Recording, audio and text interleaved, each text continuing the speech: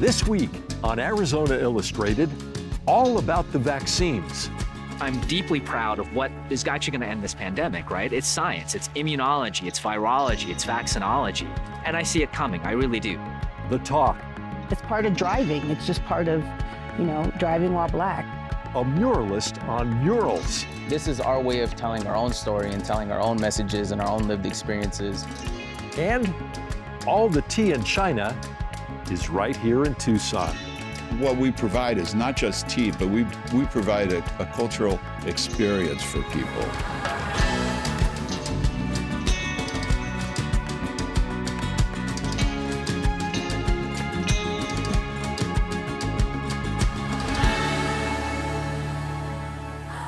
Welcome to Arizona Illustrated. I'm Tom McNamara. 1 week ago, it was snowing.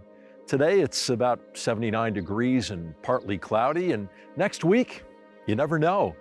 We do know spring is coming, and with it, some more good hiking weather.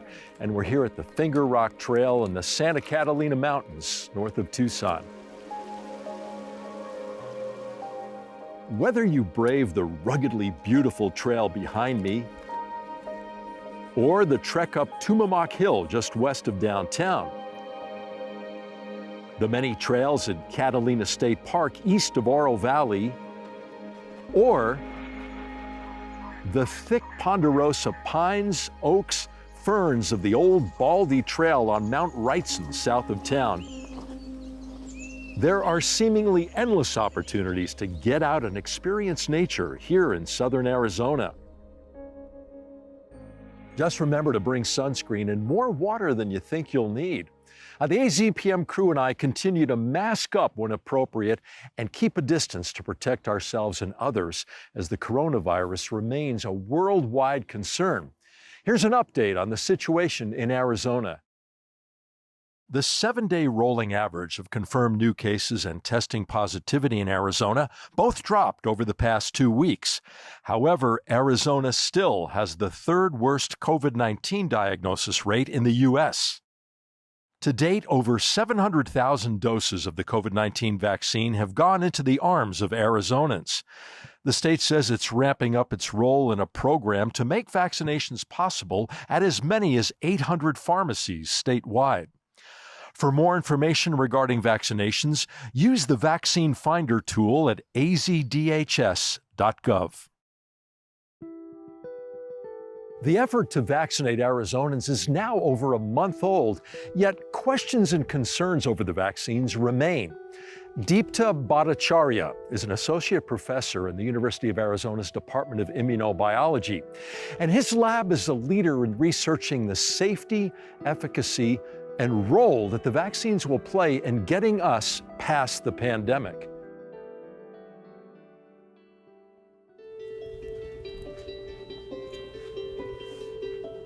Look, as a scientist, I'm not just sitting back dispassionately advising people to get the vaccines that I wouldn't be willing to get myself. We're all in the middle of this pandemic, and we all want out of it. I have seen all the data, and if there were any concerns, believe me, I would not be taking that vaccine. But after having seen the data, if I could be first in line, I absolutely would. My name is Deepta Bhattacharya. I'm an associate professor in the Department of Immunobiology here at the University of Arizona College of Medicine. My lab has been long interested in understanding antibody responses and immune responses. Now we're transitioning to understanding how those immune responses work after the vaccine. Vaccines are really one of the, if not maybe the most important biomedical breakthrough of mankind. And if you think about the number of lives that it saved, it's really astronomical. In general, what a vaccine is trying to do is to get your body to start an immune response that is similar to what would happen if you got infected, but without getting you sick. The first ones that we're seeing, and the ones that are extraordinarily effective right now, are called mRNA vaccines. The virus is what's called an RNA virus, so that when it infects your cells, it deposits a bunch of nucleic acids or genome called ribonucleic acids. That's how the virus encodes its proteins, it makes more copies of itself, and then it starts to infect other cells. The mRNA vaccines are basically taking one very tiny part of what the virus would be making anyway, and the most important part for the immune system to recognize and block viral infection. So it's sort of the perfect world because it's mimicking the key important parts of the virus, but it's only one part of it, so you can't make more virus. So it's just focusing that immune response on exactly what you want. So the Pfizer and the Mrna vaccines, I think first off, the one thing that we learned from these trials is that they're extraordinarily efficacious. They reduce the risk of disease by about 95% relative to those who hadn't been vaccinated. So that's outstanding. I mean, that's right up there with some of the best vaccines that we have. I think some people are wondering, how is it that we managed to get these vaccines out so quickly, and is it something we need to be worried about? One of the things that really allowed the rapid development of these vaccines was decades of basic research into understanding how coronaviruses work. The clinical trials and the phases are the same as any other vaccine trial. That part hasn't been accelerated really at all, except by the fact that the pandemic is raging. And so we've got a much better chance to see whether the vaccine is working and protecting people or not. So I think that there really isn't much concern at all in terms of how fast these vaccines were developed, because it's not the important parts that were accelerated.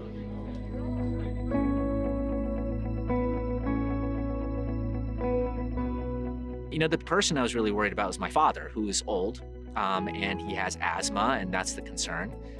Just this morning, he got his first dose of Moderna, so I am ecstatic. Internally, it gives me a sense of relief knowing that the likelihood that my father, who would be at great risk of severe disease, is in all likelihood going to be protected. I'm deeply proud of what is actually going to end this pandemic, right? It's science, it's immunology, it's virology, it's vaccinology. And I see it coming, I really do. I mean, I think my wife and I are, with the efficacy of these vaccines, we're getting ready, we're planning our summer travel as is right now. So I think things are gonna get better sooner rather than later.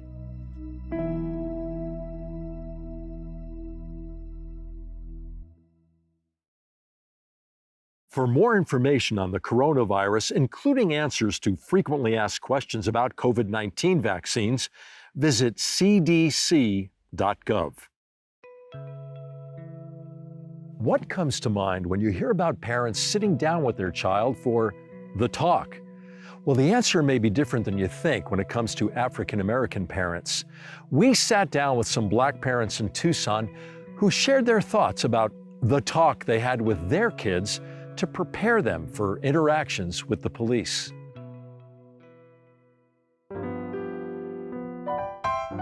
The talk to me is the conversation that we have with our boys, particularly Black boys, about how to have interactions with the police. They're to understand that the police aren't necessarily there to protect and serve them, but perhaps they're to profile them, perhaps they're to just make judgments about what they may be doing, even if they're not doing anything. Further explaining, how it's important for them to just get home with us. And so we want them to understand how they should behave and understand that it's a pervasive issue in our society today, that it's quite possible that that interaction could go very wrong. It also includes instructions as to what you should do when you're stopped. Put your hands on the steering wheel. Make sure the lights are on. Don't do anything without police permission. Ask before you get your registration. Ask for a supervisor if you feel like things are starting to escalate. There is a line of questioning that goes too far. If they feel uncomfortable with those questions, they need to say, you know what? I want my parents to be in the room. It's part of driving. It's just part of, driving while Black. And it's literally like just how you explain how to parallel park, you explain this is what happens when you get stopped.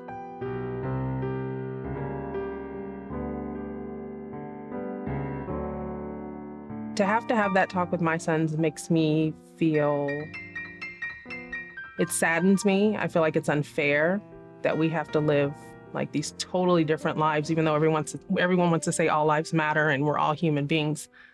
Clearly, there are differences. And so it feels like it's very unfair that I have to have these conversations with my boys so that they can so that they can live and survive. People are viewed completely different when their color is not white, unfortunately. I tend to think that I have tremendous white privilege, being a Latino of lighter skin, that I don't have to worry about getting pulled over. However, when I was younger, running with kids who were all brown or black, we had that fear. Our kids have come up during a generation where you see bumper stickers that say question everything. And that's the philosophy, and it seems to be the climate of the day where people challenge everything and question everything. Well, that's okay for other people, but it's not okay for Black people. You don't question and challenge the police officers like everybody else can. My boys will be, first and foremost, seen as either a threat or a potential threat first before anything else. Just growing up in California, in Los Angeles area, I have been stopped with another Black male in the car, stopped, driving perfectly normally, asked to sit on the side of the road, have my car stripped, and just looking for drugs and things that obviously weren't there. But it's been a real experience for me. So that talk is necessary, and because I know from personal experience that this is what happens. In Oakland, the police, they were very much prevalent pretty much in every neighborhood. And the interactions I would witness were never positive. It wasn't where I would see a police officer coming to engage, us as kids just to be friendly. It was always aggression.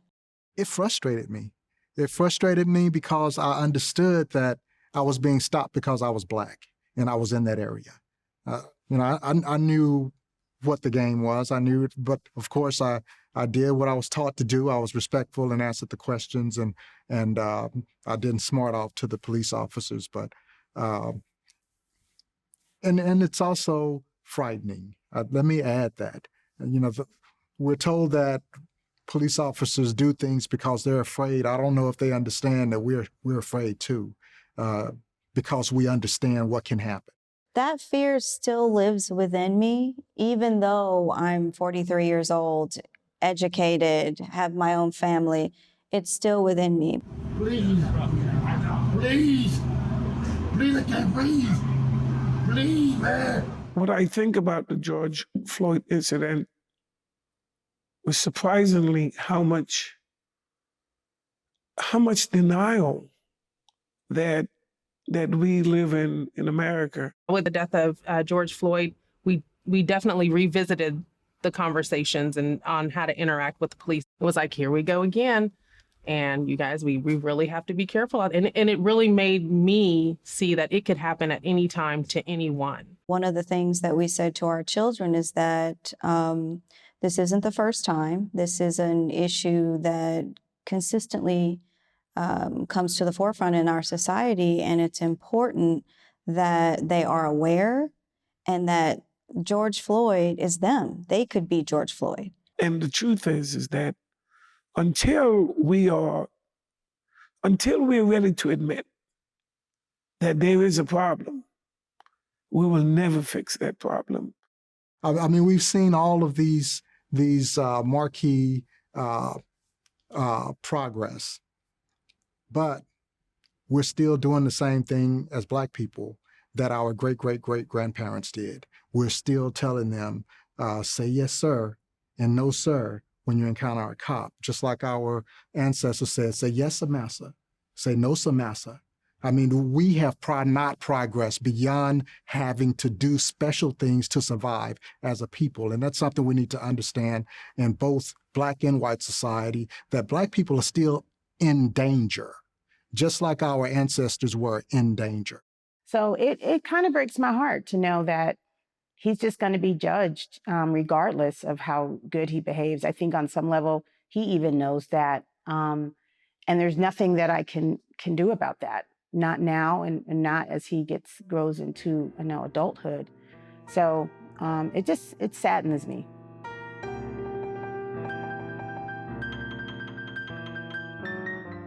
Some of the things I tell my sons just to stay uplifted and to be positive is to know when you come home, you are safe and you are loved. So I want them to know that, it's a challenge, but the world still is open for them. They could achieve whatever they want to achieve. Mm-hmm. We just have to make sure that they navigate this road safely and smart. The environment between the police and the community here in Arizona and Tucson, Arizona, is the best that I've experienced. I've been stopped in the car with my husband, and the interactions have always been positive. I've just never had a negative experience. So I just don't have any reason to believe here that there would be an issue. I've interacted with the police department intimately. I'm a part of the Chiefs Community Advisory Board. I feel the support of even moms in my community asking me, what can I do? How do you think we can work towards change? They're actually verbalizing that to me. And that makes me so happy. That gives me so much hope. Mention murals to a Tucsonan, and most would probably assume you're referring to a recent phenomenon. However, as artist Alfonso Chavez is about to reveal, murals in the Southwest have a long and significant history.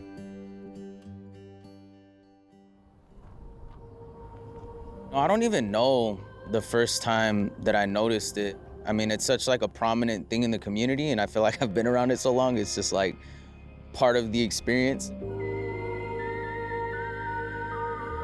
This piece was painted by Martin Moreno. This itself was a community project that was done with a lot of local youth. Painted sometime in the 80s, and then it was repainted in 2011.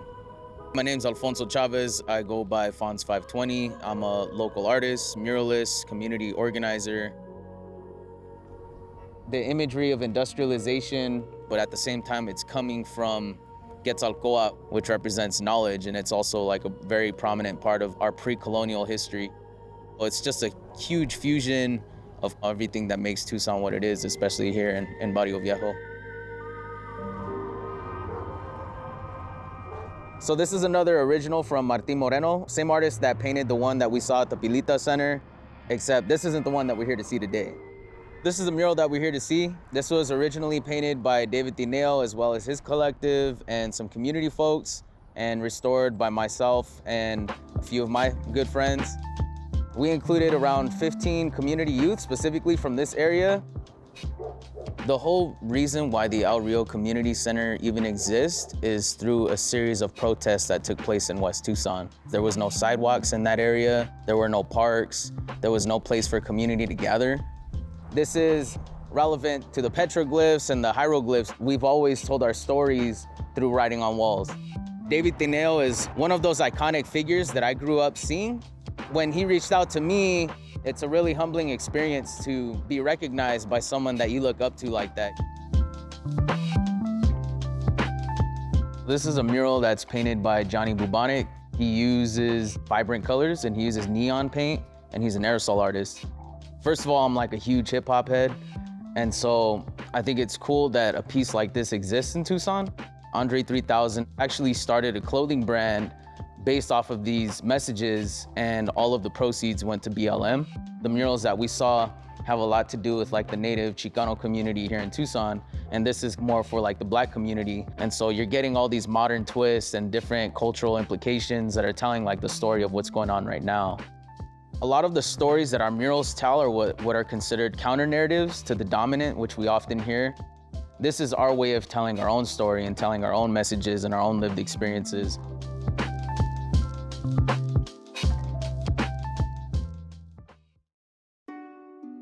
The year of the rat is almost over, and the year of the ox beckons.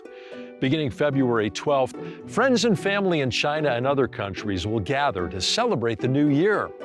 Here in Tucson, a unique gift shop celebrates another Chinese tradition, the making and preparing of high-quality tea.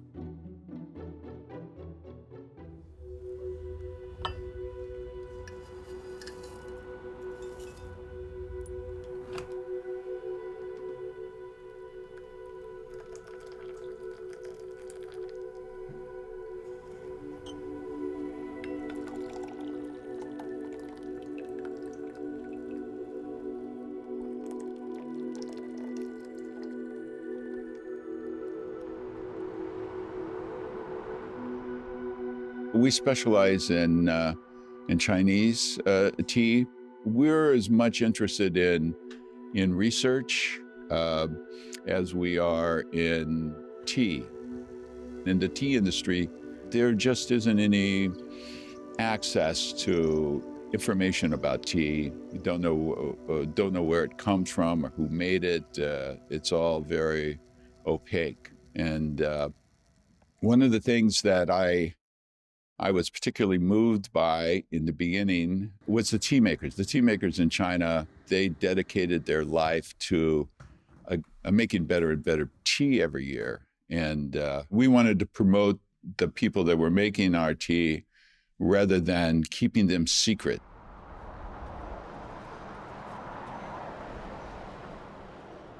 We also want our customers have a connection with those tea masters. So we had the same idea, want to promote high-end tea to the world. Even in China, high-end tea is still very rare. I have to travel to different regions to see the different tea master or different group of people, how they making the tea. Seven Cups is really a unique shop to do its business in this direct trade sort of model. This is something that Austin and Juping started just because they really didn't know any other way. This is before there was a word for direct trade. I got the interest in the early 90s. I made a friend who was a graduate student at the U of A. He was from China, and he gave me some really, I guess, average Chinese green tea, which I thought was spectacular. And then I was drawn to the question of why wasn't I able to buy it in the United States, considering that I could go to the Tucson Mall and not find anything made in America. So I was interested in that problem. Austin was one of the early foreigners to show up to China and start buying tea. And so suddenly to have this 6-foot-tall white American guy showing up saying, hey, I hear you make the best tea. Can you sell me the best tea? Was something that made an impression. I met Juping after I started my business. She was managing a tea house in Guangzhou. I did some business with her employers, and kind of things evolved. And she came over to visit, and she came over to, sit in on the trade show that I was doing in Anaheim, and she just stayed. So this year for the oolong tea, we vote. This is our best. For Juping in particular, her role in the industry really has been on the Chinese side and into the relationships with producers and different governing organizations of the Chinese industry. So we try our best to make the tea house very soothing, very calming, with setting as a traditional way, which is with lots of arts. I also demo the tea, how to making the tea or doing the tea ceremony for many of my customers. So those kind of influence, little by little, make them feel the tea house is a very unique place for them. Here at the tea house, the atmosphere when there was no pandemic was beautiful. And it's still a beautiful space, but to feel all of the people in here drinking tea, you'd be sitting at the table and someone would come by and ask for your order and explain. If you couldn't choose a tea, they would explain the benefits of different teas or how they would taste. So few people in the country who are willing to put expensive, very high quality teas out there with the respect for their customer and say, they're gonna get it. They're gonna understand this. And not only are they're gonna do this, but they're gonna do it in Tucson, Arizona. And it's not San Francisco, not New York. Why tea in Tucson? It really doesn't make too much sense to sell a hot beverage in a place that's the temperature's over 100 degrees 6 months of the year, and half the year, half the population leaves and tourists stop coming. So why even do tea in Tucson? Well, first of all, it's because where I live, and you know, intuitively it doesn't make much sense unless you understand Southwestern people. Southwestern people are, let's just say, thirsty for culture. And what we provide is not just tea, but we provide a cultural experience for people. I felt very sad for the pandemic time. Everybody have a hard time. And my tea house was so many customers, they called home. They missed the tea house. I missed them. Wow, the pandemic had a pretty, gave us quite a gut punch. So we had to close down for service. However, we've kept going because our shop is still open, and because a lot of local people have bought tea from us online. So even though we don't get to see the community and face to face, they're still supporting our business, and we'll be in business next year. 7 Cups Tea House is not currently offering tea ceremonies or table service in order to protect staff and customers. But you can still learn more about Chinese tea, tea makers, and explore the teas available in Tucson by visiting their website, 7cups.com. Watch Arizona Illustrated stories on demand on our website, azpm.org/Arizona Illustrated. Catch up on past episodes, rewatch your favorites, or even view some stories before they broadcast. Thank you for joining us here on Arizona Illustrated. I'm Tom McNamara. See you next week.